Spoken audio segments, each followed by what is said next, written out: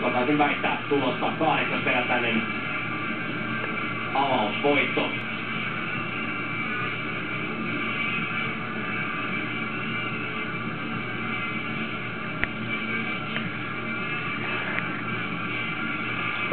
Eteenpäin Luis Fabiano sellaista paitsiotilanteessa ei kyllä ole ollut Luis Fabianon päivä. Felipe Melo pois kentältä ja Ramirez hänen tilalleen.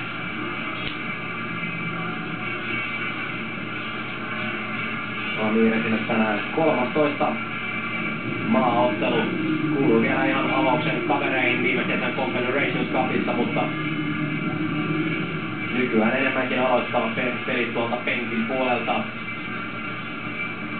Tá frio lá, chegou de touca e de casaco. Ramirez siis kentälle numero 18 pois, 5 Felipe Melo. Monta minuuttia ei Ramirez tässä ottelussa tule pelaamaan, mutta pääsee kuitenkin haistelemaan MM-tunnelmaa. Hänhän ei ole aiemmin ollut mukana maailmanmestaruusturnauksessa. Maikon, Dani Alves. Ja Ovelalla tyylillä juuri. Muutama pompun. Pääpommuttelun kautta ottaa pallon. Nyt olisi paikka ilmaan. Boa bola, bicho. Ja jos se nyt tuota avausmaa... Bola perdida, o cara salvou, né? Pohjois-Korean 187 senttimetrin